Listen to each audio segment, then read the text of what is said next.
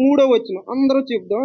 నీ కృప నా కనుల ఎదుట ఉంచుకుని ఉన్నాను.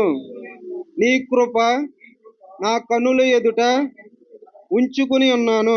మరొక మాట చెప్దామా? నీ కృప నా కనుల ఎదుట ఉంచుకుని ఉన్నాను. ఈ మాట ఎవరు చెప్తున్నారు? ఏం చెప్తున్నాడు దావీదు? దేవా, నీ కృప నా కనుల ఎదుట ఉంచుకున్నాను. నా కనుల ఎదుట ఏముందో తెలుసా? నీ కృప ఉంది. అంటే నేనేమంటానంటే, దేవుని కృప చేతనే నేను బ్రతికి ఉన్నాను అని చెప్పే ప్రతివాడు, దేవుని కృప తిని బ్రతుకుతున్నానని చెప్పే ప్రతివాడు వాడి కంటి ముందు దేవుని కృపను పెట్టుకుంటాడు. అర్థమైందా? ఏం పెట్టుకుంటాడు?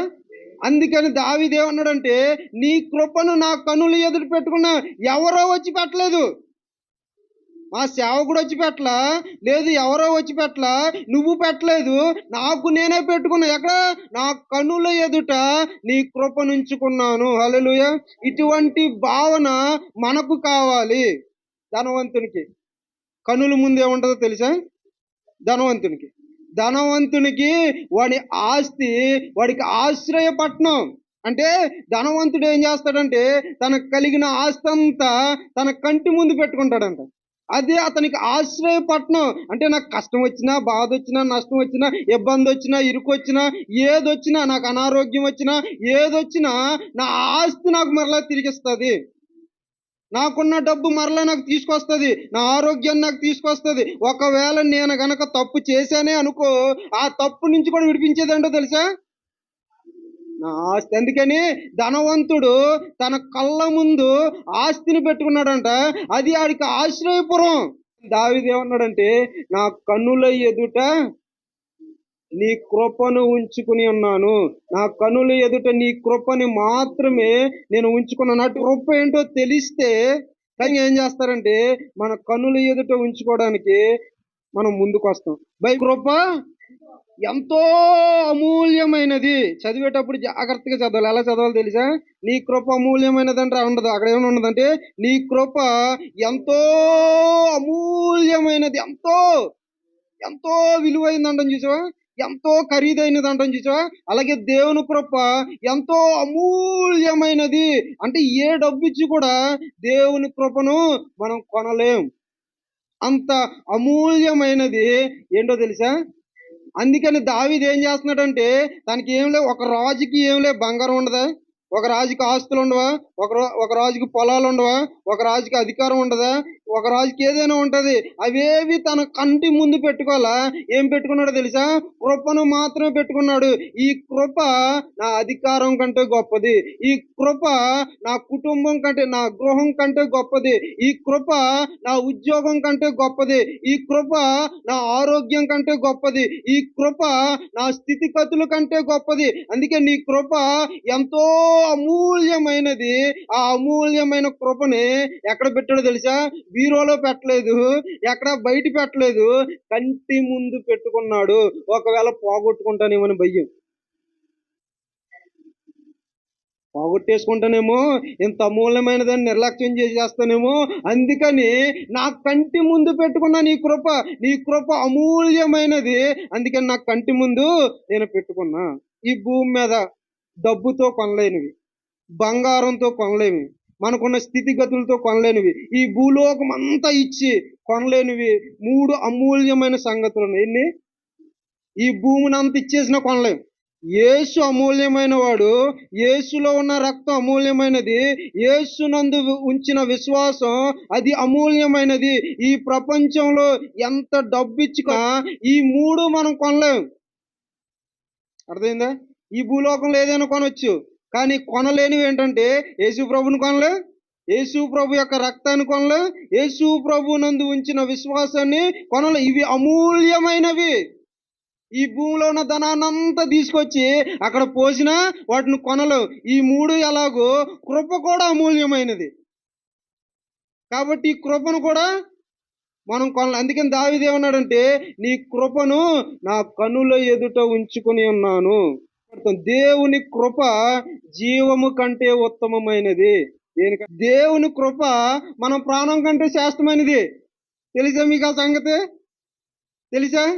దేవుని కృప మన ప్రాణం కంటే శ్రేష్టమైనది. అందుకని దావీదు ఏమన్నాడంటే, తన కనుల ముందు దేవుని కృప పెట్టుకోవడానికి కారణం ఏంటంటే, అది అమూల్యమైనది, అది నా ప్రాణం కంటే గొప్పది. అర్థమైందా? నా ప్రాణంకున్న విలువ కంటే దేవుని కృపకున్న విలువ గొప్పది. అందుకని కృపను కనుల ఎదుట ఉంచుకున్నాడు. అర్థమైందా? మన ప్రాణం కంటే విలువైనది దేవుని కృప. అందుకని దేవుని కృపను దావీదు ఏం చేశాడంటే కన్నుల ఎదుట ఉంచుకున్నాడు. అంటే నేను ఏమంటానంటే, మన ప్రాణాన్ని దేవుని కృపని తక్కిళ్ళలో పెడితే ఇలా తోస్తారు కదా, ఏది తూగుతుంది? కూరగాయలు చూసినట్టు తోస్తారుగా. దేవుని కృపే బరువు అంటారు. అంటే విలువ లేని నీ జీవితం, విలువ లేదు నీ జీవితానికి, నీ ప్రాణానికి విలువ లేదు. ఈ కృపను నీ ముందు పెట్టుకుంటే నీ జీవితానికి విలువ, నీ ప్రాణానికి విలువ, నువ్వు శ్రేష్టమైన వాడిగా మార్చబడతావు. హల్లెలూయా, హల్లెలూయా. నీ కృప జీవము కంటే ఉత్తమము. అది మన ప్రాణము కంటే అది ముఖ్యమైనది, అది శ్రేష్టమైనది. అది ఎప్పుడైతే మన జీవితాలకు వస్తుందో, మన జీవితాల ముందు ఉంచుకుంటామో, ఈ ఈ జీవితం, ఈ ప్రాణానికి విలువ వస్తుంది. హల్లెలూయా. అందుకని దావీదు ఏం చేశాడంటే కనుల ముందే ఉంచుకున్నాడా? ఏమన్నాడా? కృప అంటే ఓ సంగతి మీకు నాకు జ్ఞాపకం వస్తుంది. మీకు ఎప్పుడైనా చెప్పనో లేదో నాకు తెలియదు. ఒక యవనస్తుడు, చెప్పనా ఒక యవనస్తుడు ఏం చేస్తున్నాడంటే దేవుని మందిరంలోకి వచ్చి ప్రార్థన చేస్తా ఉన్నాడు. ఏమని ప్రార్థన చేస్తున్నాడంటే, ప్రభువా కృపీనాయనా అని. ఏమని? కృపీనాయనా అని ప్రార్థన చేస్తున్నాడు. ఈ ప్రార్థన పాస్టర్ గారు ఉన్నారు, నాలంటి తెంగర పాస్టర్ గారు. ఈయన అమ్మాయి యవనస్తుడు రాగా ఒకడు వచ్చాడు, ఈయన చాలా జాగ్రత్తగా చూసుకోవాలి, అసలే ఈడు కృప కావాలని ప్రార్థన చేస్తాడు. ఏం కావాలని? ఉద్యోగం కావాలని, ఆస్తులు కావాలని, ఆరోగ్యం కావాలని అడిగితేలేదు, దేవుని కృప కావాలని అడుగుతున్నాడని ఈ పాస్టర్ గారి దృష్టి అంతా ఎవరి మీద అంటది? యవనస్తుని మీద. వారం రావడం, కృప కావాలని ప్రార్థన చేయడం, ఇలా జరుగుతూ ఉంది. ఈ కుర్రోడి మీద పాస్టర్ గారికి ప్రేమ పెరిగిపోతా ఉంది. రోజు రోజుకి ప్రేమ ఎక్కువైపోతా ఉంది. ప్రేమ ఎక్కువైపోతుంటే కొన్ని రోజులు అయిన తర్వాత యవనస్తుడు మానేశాడు. ఈయనకి బెంగట్టుకుంది. రాగా వచ్చాడు, వచ్చిన 10 మంది కంటే ఆడే గొప్పడు, ఆడే కృప కావాలని ప్రార్థన చేస్తాడు. ఎప్పుడు వచ్చినా అది పోవాలి ఇది కావాలని ప్రార్థన చేయించుకుంటున్నారని అతడు ఏం చేస్తున్నాడంటే అతని గురించి వెతుకుతూ ఉన్నాడు. పాస్టర్ గారు ఒక రోజు మార్కెట్కి వెళ్ళి కూరగాయలు తీసుకుని వస్తా ఉంటే ఈ కుర్రోడు ఎదురొచ్చాడంట. సరే బాబు, మందిరానికి రావట్లేదు ఏంట్రా నాన్న, ఏమైంది, నీకు ఆరోగ్యం బాగాలేదా, లేకపోతే మీ ఊళ్ళో ఏమైనా వెళ్ళొద్దన్నారా అని అడుగుతా ఉంటే, ఏం లేదండి పాస్టర్ గారు అని. ఏం లేనప్పుడు మందిరానికి రావచ్చు కదా అని అడుగుతున్నాను. ఏం లేదండి, ఏం లేదు. మరి ఏం జరిగిందో చెప్పరా అని అంటే, కృప పెళ్ళి అయిపోయిందండి అందుకని రావట్లేదండి అన్నాడు. ఇప్పుడు కృప కావాలంటే ఏ కృప కావాలి? దేవుని కృప కాదు. ఎవరో కృప అని ఒక అమ్మాయిని చూశాడంట, ఆ అమ్మాయి కావాలంట. అందుకని కృప కావాలనైనా ఆ అమ్మాయి గురించి ప్రార్థన చేస్తున్నాడంట. ఆ అమ్మాయి పెళ్లి అయిపోయిందని ప్రార్థన మానేశాడు. దావీదు కనుల ముందు పెట్టుకున్నది ఈ కృప కాదు. ఏ కృప? ఈ కృప కాదు, దేవుని కృపను పెట్టుకున్నాడు. హల్లెలూయా. అందుకని దావీదు ఏమన్నాడంటే, నీ కృపను బట్టి నేను ఆనందభరితుడనే సంతోషించుచున్నాను. కృపనుంచుకున్నాడు. ఇప్పుడు ఆ కృపను బట్టి ఏమన్నాడంటే, నేను సంతోషిస్తా ఉన్నా, ఆనందభరితుడిని అయిపోతా ఉన్నా. నీ కృపను తలుచుకున్న ప్రతిసారి నాకు ఆనందం కలుగుతూ ఉంది. ఎందుకో తెలుసా? నేను ఎక్కడున్నాను? గొర్రెల కాపరిగా ఉన్నాను. ఎక్కడ తీసుకొచ్చా? ఇశ్రాయేలీయుల కాపరిగా, రాజుగా మార్చావు. దీన్ని అంతా తలుచుకుంటే నాకు ఆనందం కలుగుతూ ఉంది, నాకు సంతోషం కలుగుతూ ఉంది. దీని అంతటికీ కారణం ఏంటంటే నాకున్న టాలెంట్, అధికారం కాదు, కేవలం నీ కృపే. అందుకని నీ కృపను నా కన్నుల ఎదుట ఉంచుకున్నాను. ఈ రోజు నాకు ఈ స్థితి రావడానికి కారణం, ఈ రోజు నేను రాజు కావడానికి కారణం, ప్రతి వ్యక్తిని ఓడించడానికి కారణం నా బలము నా శక్తి కాదు, నీ కృపే. అందుకే ఆ కృపను బట్టి నేను ఆనందభరితున్నోయి సంతోషించుచున్నాను. నా ప్రశ్న ఏంటంటే, మీరు ఆరోగ్యంగా ఉన్నారా? ఆరోగ్యం ఉంది, మంచి గృహం ఉంది, మంచి వస్త్రాలు ఉన్నాయి, తినడానికి మంచి ఆహారం ఉంది, పడుకోవడానికి మంచి మంచాలు ఉన్నాయి. ఎప్పుడైనా నీ కృపను బట్టి ఇది నాకు కలిగిందని సంతోషించి ఆనందభరితులయ్యారా? అవ్వాలి. ఎందుకంటే ఈ భూలోకం మనకు శాశ్వతం కాదు.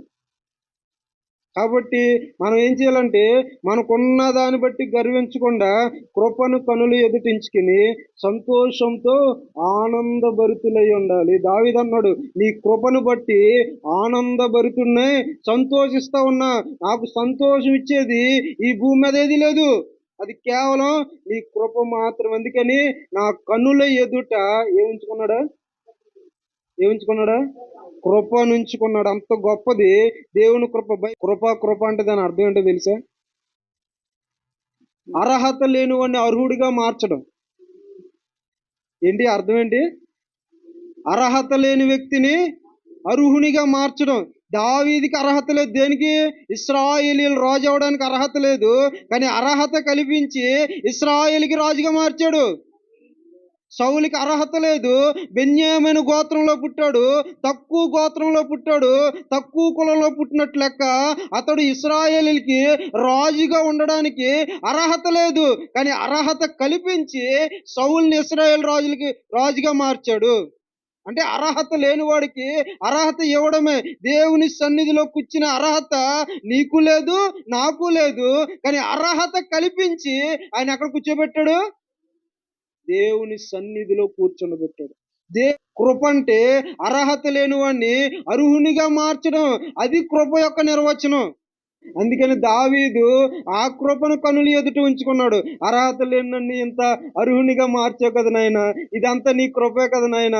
నా కంటి ముందు ఇంకెవరు కనబడరు, నా భార్య కనబడదు, నా పిల్లలు కనిపించరు, ఇక ఎవరు కనిపించరు, నా అధికారం కనిపించదు, నా కనులు ఎదుట నీ కృపే కనబడాలి. అందుకని ఏం చేశాడో తెలుసా?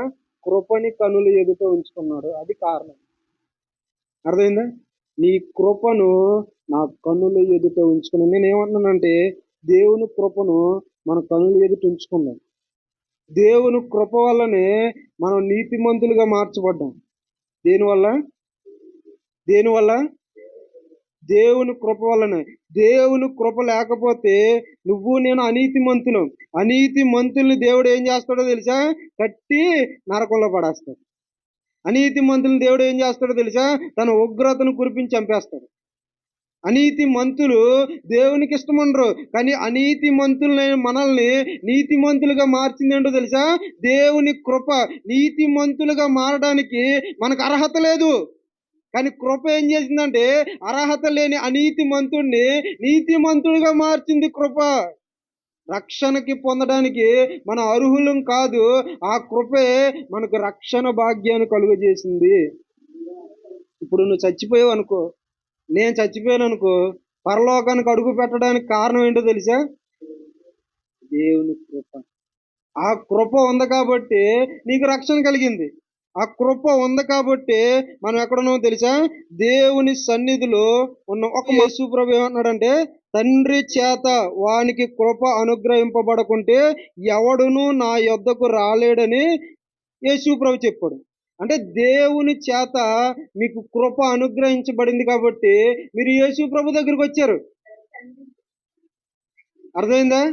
కృప మీకు అనుగ్రహించబడింది కాబట్టి మీరు దేవుని సన్నిధిలో ఉన్నారు. ఊరకనే పెట్టారు కాబట్టి వచ్చారు కాదు. మీరు దేవుళ్ళో ఉండడానికి కారణం ఏంటి? దేవుని చేత మీరు కృప పొందితిరి. ఆ కృప పొందావు కాబట్టి నువ్వు ఎక్కడున్నావంటే దేవుని సన్నిధిలో. ఇప్పుడు నిజం చెప్పండి, దేవుని సన్నిధిలో లేని వాళ్ళు ఏం పొందుకోలేదు చెప్పండి? చెప్పలేదు. అబద్ధమే లేదు, ధైర్యంగా చెప్పొచ్చు. ఏం పొందుకోలేదు? కృప పొందుకోనోడే తాగుబోతుడు, కృప పొందుకోనోడే వ్యభిచారి, కృప పొందుకొని వాడే దొంగతనం చేసేవాడు. కృప పొందుకొని వాడే భక్తిహీనుడు. కృప పొందుకొని వాడే తన మనసును మార్చుకున్నాడు. కృప పొందుకొని వాడు నరకపాత్రుడు. ఇది నేను చెప్తున్న మాట. తండ్రి చేత కృప పొంది ఉన్నాడు గనుక వాడు నా యొద్దకు వచ్చారు. ఈరోజు దేవుని సన్నిధికి మీరు రావడానికి కారణం ఏంటో తెలుసా? దేవుని కృపను మీరు పొందుకున్నారు. దేవుని కృప మీ మీద ఉంది. దేవుని కృప మిమ్మల్ని ఆవరించి ఉంది. ఆ కృపను మీరు ఏం చేయాలంటే మీ కన్నులు ఎదుట పెట్టుకోవాలి. ఆ కృపను కన్నులు ఎదుట పెట్టుకునే ఆ గొప్ప భాగ్యం మనకు కలిగి ఉండాలి. దావీదు అదే అంటూ ఉన్నాడు, నేను ఈ స్థితిలో ఉండడానికి, నేను నిన్ను నమ్ముకుని ఉండడానికి కారణం ఏంటో తెలుసా? నీ కృప నాకు అనుగ్రహించబడింది, అందుకని నీలో నిలబడ్డాను. ఈరోజు ఎంత కష్టం వచ్చినా, ఎంత నష్టం వచ్చినా, ఎంత బాధ వచ్చినా, ఎంత ఇబ్బంది వచ్చినా, ఈ మిన్నొచ్చి మీద పడినా, నష్టాల్లో మునిగిపోయినా, అనారోగ్యంలో ఉండిపోయినా, దేవుళ్ళో వారు స్థిరంగా ఉన్నారంటే దానికి కారణం ఏంటో తెలుసా? వారు కృప పొందుకుని ఉన్నారు. కృప పొందుకుని వస్తే ఆయన అంటాడు, నా యొద్దకు వచ్చి వాడిని నేను ఏమాత్రమును త్రోసివేయను. నువ్వు వెళ్ళిపోరా, నువ్వు నాకు అవసరంలా అని అండవు. ఆయన ఏం చేస్తాడంటే నా యొద్దకు వచ్చి నేను గట్టిగా పట్టేసుకుంటా. సాతాను వచ్చి వదిలిపెట్టమని వదిలిపెట్టను. వాడు చేయి పెట్టి లాగినా నేను నా చేతిలోంచి వాడిని వదిలిపెట్టను. లాగి లాగి లాగి లాగి అలిసిపోయినా ఆయన ఏం చేస్తాడో తెలుసా? వదిలిపెట్టడు. ఎందుకంటే నీవు కృప పొందిన వాడవు, నీవు కృప పొందిన దానువు. అందుకని నువ్వు నా యొద్దకు వచ్చావు, నేను విడిచిపెట్టను. నా యొద్దకు వచ్చి వాడిని నేను అంత మాత్రము త్రోసివేయను. వాడిని గట్టిగా కౌగిలించి పట్టుకుంటా. అలా పట్టుకున్నాడు కాబట్టి సాతాను దేవుని సన్నిధికి వచ్చి ఏమన్నాడో తెలుసా? భూమి మీద అటు ఇటు తిరిగి వచ్చానయ్యా, ఒక్కడిని కూడా వదిలిపెడతలేదు యేసు ప్రభు. అందరిని గట్టిగా పట్టేసుకున్నాడు. అందుకని ఇక్కడికి వచ్చాను. ఒక్కసారి యేసు ప్రభుని వదలమను, నా తడాకేంటో చూపిస్తా. వదలటగా గట్టిగా పట్టుకుంటాడు. ఎందుకో తెలుసా? నీవు దేవుని చేత కృప పొందావు. హల్లెలూయా. దేవుని చేత కృప పొందావు కాబట్టి ఖచ్చితంగా దేవుని కృప నిన్ను ఆవరించి ఉంది. ఆ ఆవరించిన కృపను చూడాలని, కనుపరచమని దేవునికి ప్రార్థన చేయాలి. దావీదుకి కనుపరచమన్నాడు. ఆ కృపను చూసిన తర్వాత బీరోలో పెట్టలా, పరసలో పెట్టలా, జోలో పెట్టలా, కంటి ముందు పెట్టుకున్నాడు. ఆ కృపలో ఆయన ఏం చేస్తాడో తెలుసా? అందుకే ఇందాక అక్క పాట పడింది ఏంటో తెలుసా? నీ కృప తప్ప వేరొకటి లేదయ్యా, నీ కృప తప్ప వేరొకటి లేదు. నా కంటి ముందు నీ కృప తప్ప ఇక ఏమీ లేదు. నీ కృపే ఉంది. ఆ కృపయే నన్ను నడిపిస్తుంది. ఆ కృపయే నన్ను జీవింపజేస్తుంది. ఆ కృపయే నిత్యత్వానికి నన్ను నడిపిస్తుంది. కనుక నీ కృప తప్ప నాకు వేరేమీ లేదు.